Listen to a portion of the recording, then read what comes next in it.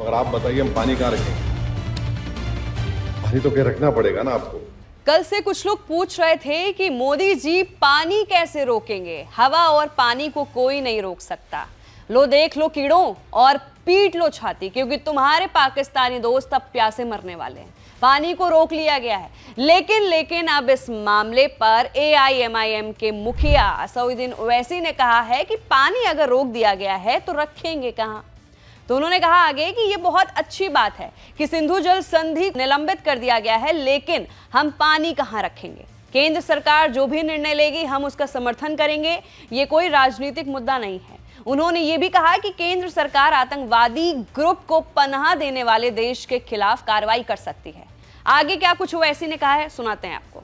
मैंने ये कहा है कि यूनाइटेड नेशन सिक्योरिटी काउंसिल का रेजोल्यूशन है 1373, उसमें ये खास तौर से कहा गया कि कोई स्टेट क्रिमिनलाइजेशन को फाइनेंस ना करे और किसी भी तरीके से टेररिज्म को सपोर्ट ना करे, सेफ हेवन ना दे। तो पाकिस्तान बरसों से इस रेजोल्यूशन 1373 का वायलेशन कर रहा है। दूसरा, अगर आप यूनाइटेड नेशन का आर्टिकल 51 पढ़ेंगे, ये हम किसी स्टेट को दूसरे स्टेट के खिलाफ सेल्फ डिफेंस में एक्शन लेने का इख्तियार देता है, और उसमें एक वर्ड है बेलिजेंट रिप्राइजल्स, इसको हम इस्तेमाल करना चाहिए, मैंने कहा।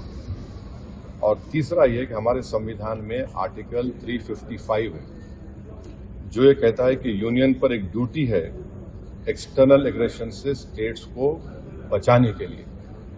तो ये तीनों चीज़ें हैं सरकार के सामने, और वो जो मुनासिब समझते हैं इन टेररिस्ट ग्रुप के खिलाफ, जिस देश में टेररिस्ट ग्रुप को पनाह दी जा रही है, मदद दी जा रही है, उनको भी ताकत दी जा रही है, उनके खिलाफ एक्शन ले सकते हैं। चौथी बात यह है कि इंटरनेशनल लॉ इस बात की इजाज़त देता है कि हम नेवल और एयर ब्लॉकेट करें पाकिस्तान के सेल्फ डिफेंस में, और सैंक्शंस लगाएं पाकिस्तान के ऊपर, ख़ास तौर से आर्म्स सेल्स में।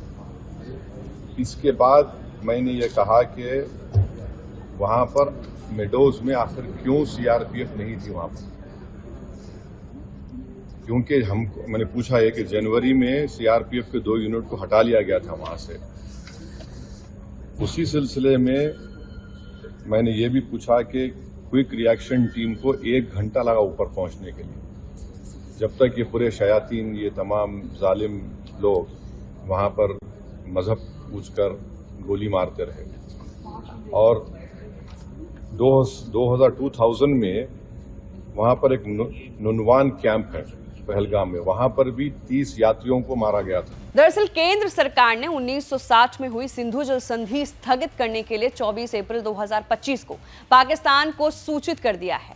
इस संबंध में पाकिस्तान को औपचारिक जानकारी देते हुए भारत ने कहा कि उसने समझौते की शर्तों का उल्लंघन किया है। भारत ने पहलगाम में हुए आतंकवादी हमले को लेकर पाकिस्तान के खिलाफ कड़े कदम उठाते हुए संधि को निलंबित करने सहित कई अन्य फैसलों की घोषणा की थी। इस हमले में 26 से ज्यादा लोग मारे गए थे। भारत की जल संसाधन सचिव देबाश्री मुखर्जी ने अपने पाकिस्तानी समकक्ष सैयद अली मुर्तजा को लिखे लेटर में कहा है कि जम्मू कश्मीर को निशाना बनाकर पाकिस्तानी की ओर से जारी सीमा पार आतंकवाद सिंधु जल संधि के तहत भारत के अधिकारों में बाधा डालता है। अब सवाल यह है कि देबाश्री मुखर्जी ने चिट्ठी में आखिर और क्या-क्या लिखा है। मुखर्जी ने चिट्ठी में कहा है, किसी संधि का सद्भाव पूर्वक सम्मान करने का दायित्व संधि का मूल होता है। हालांकि इसके बजाय हमने देखा है कि पाकिस्तान भारतीय केंद्र शासित प्रदेश जम्मू कश्मीर को निशाना बनाकर सीमा पार से आतंकवाद को बढ़ावा दे रहा है। इसमें यह भी कहा गया कि उत्पन्न सुरक्षा अनिश्चितताओं ने संधि के तहत भारत के अधिकारों के पूर्ण उपयोग में प्रत्यक्ष रूप से बाधा उत्पन्न की है।